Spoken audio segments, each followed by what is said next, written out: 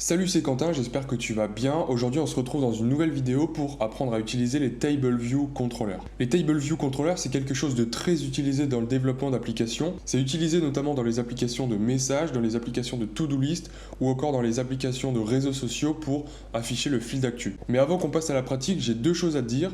La première, c'est qu'à partir d'aujourd'hui, il y aura une vidéo chaque jour sur cette chaîne, donc n'hésite pas à t'abonner et surtout à cliquer sur la cloche pour recevoir les notifications à chaque fois qu'une vidéo sera sortie. La deuxième, c'est que je suis en train de créer une formation complète pour devenir développeur iOS et surtout vivre de sa passion. Et pour ça, j'ai créé un formulaire pour que la formation soit la plus complète possible et surtout la plus adaptée à tes besoins. Donc tu trouveras dans la description un lien qui t'amènera vers le formulaire. Ça te prendra pas plus d'une minute, je te le promets. Donc je te laisse mettre la vidéo sur pause et on se retrouve dans une minute pour passer à la pratique. Donc pour implémenter un Table View Controller, encore une fois rien de très compliqué, donc on va créer un nouveau projet en partant de zéro. On va utiliser la Single View Application. On va l'appeler Table View, on va pas s'embêter. Encore une fois, on fait bien attention à sélectionner le langage Swift et on n'aura ni besoin des core data ni des tests. Donc je clique sur Next, on va poser tout ça sur mon bureau. Donc là, je vais partir de zéro et le but en fait, ça va être de recréer une sorte d'application message puisqu'on voit que dans l'application message, eh bien, il y a un Table View Controller d'implémenter, donc avec les différents messages. Donc, ce qu'on va faire déjà, c'est supprimer ma vue qui est ici. Donc, je clique ici sur la flèche retour.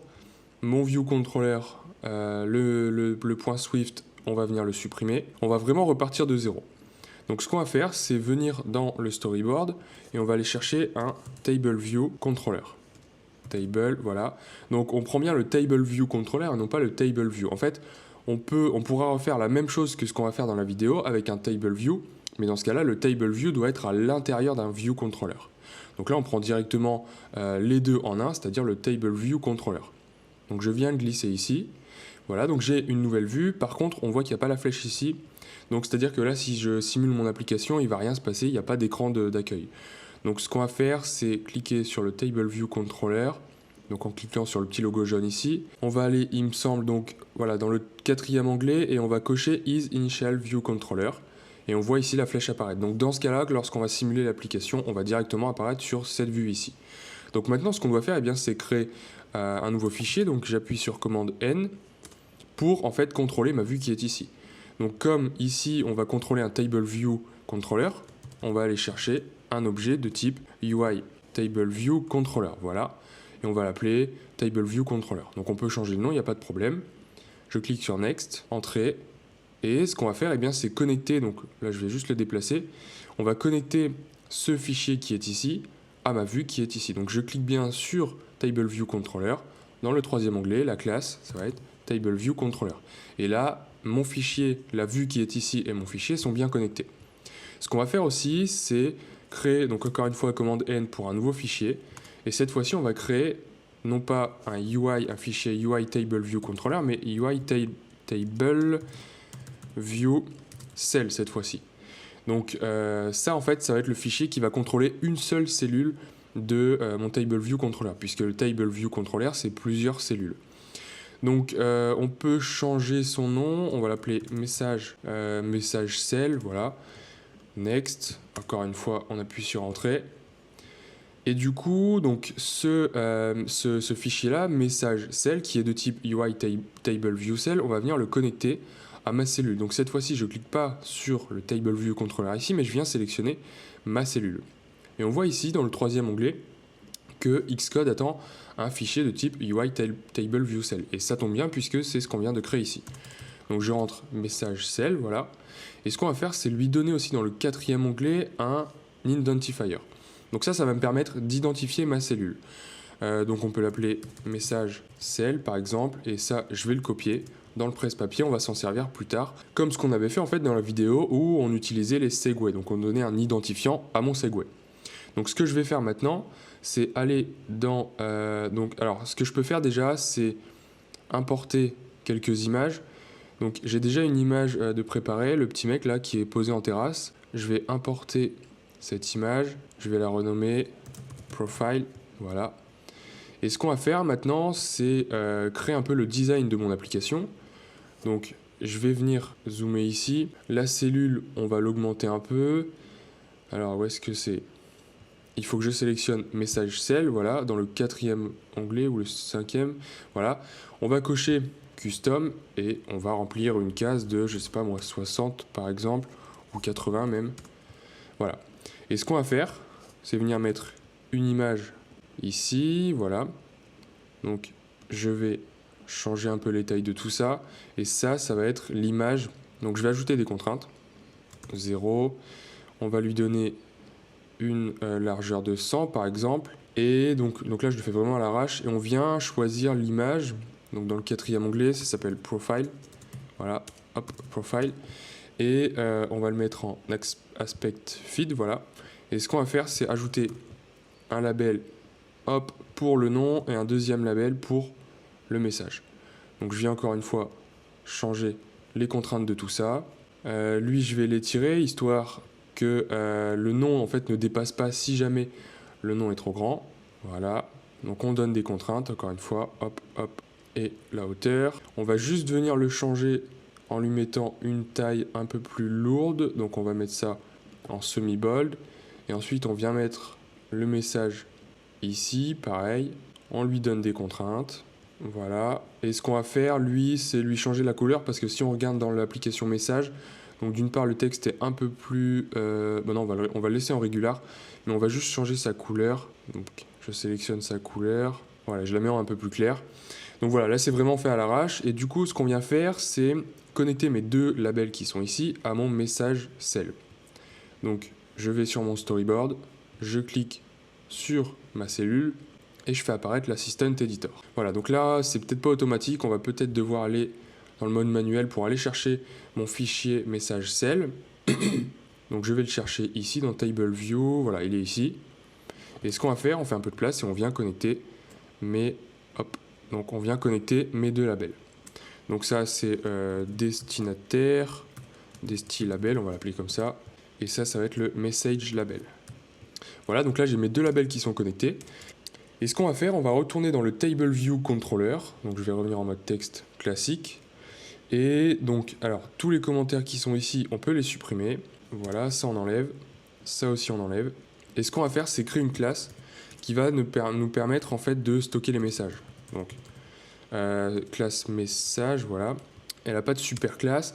Et à l'intérieur, on va avoir une propriété destinataire qui va être de type chaîne de caractères. Une autre message qui va être également de type chaîne de caractères. On va créer un constructeur. Donc si tu ne sais pas comment est-ce qu'on utilise les constructeurs, je t'invite à faire tes petites recherches sur internet, ou alors tu peux regarder, il y a un lien dans la description, et puis j'ai fait une formation qui va t'expliquer plus en détail comment est-ce qu'on utilise les constructeurs. Je crée mon constructeur, voilà. On va lui donner un premier paramètre, donc for le destinataire, hop, qui va être une chaîne de caractères. Un deuxième, on va pas lui donner d'étiquette, ça va être le message directement de type chaîne de caractères, et on va affecter donc ces deux valeurs passées en argument à mes deux propriétés.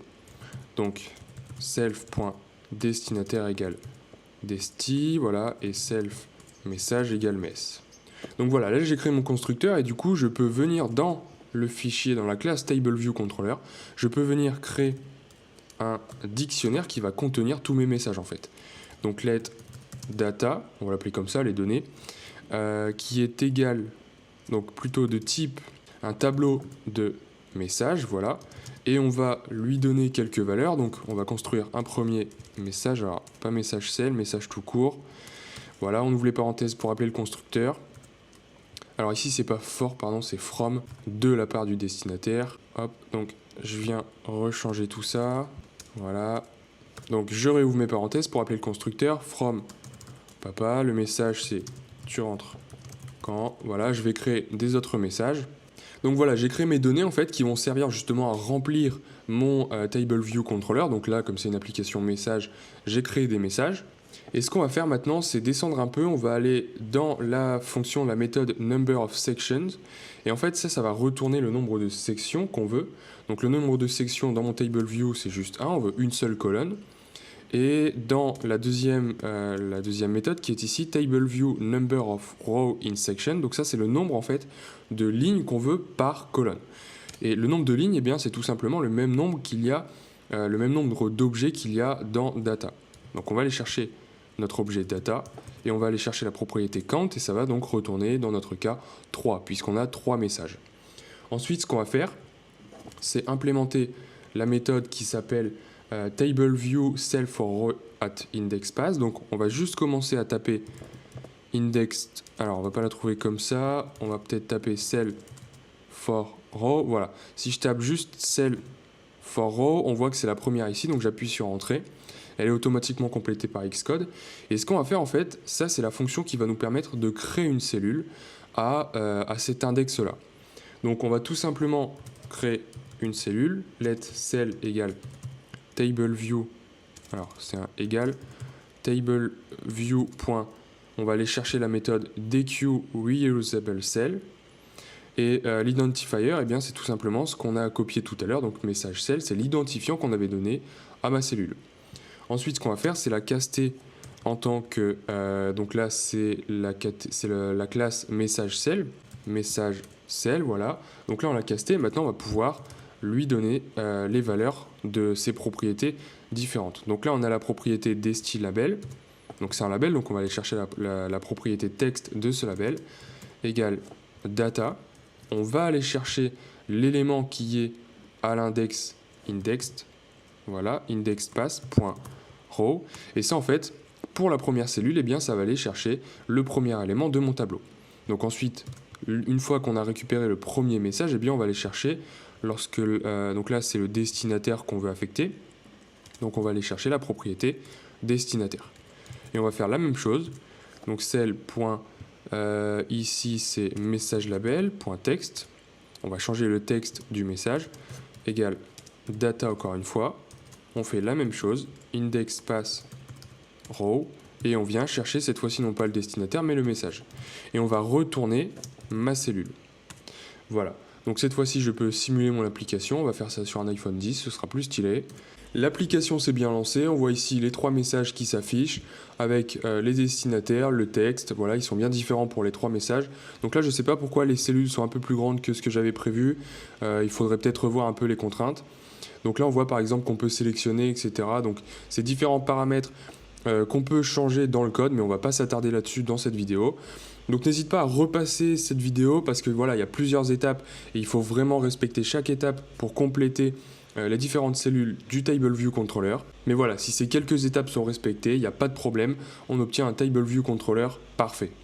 Donc j'espère que cette vidéo a répondu à tes questions et maintenant si tu veux aller plus loin et devenir un expert, un pro dans le développement des applications iOS, eh bien j'ai créé pour ça, comme je te le disais en introduction, une formation. Donc cette formation elle est peut-être déjà à créer au moment où tu regardes cette vidéo. Donc je t'invite à regarder dans la description, il y aura un lien qui va te mener directement sur la formation si celle-ci est déjà créée. Et si elle n'est pas encore créée, si je suis encore en train de la faire, eh bien le lien te mènera vers une page d'accueil où tu pourras juste me donner ton adresse email et dans ce cas-là je t'informerai dès que la formation sera disponible. Sur ce, n'hésite pas à me lâcher un gros like sur cette vidéo, à t'abonner à cette chaîne et moi je te dis à très bientôt.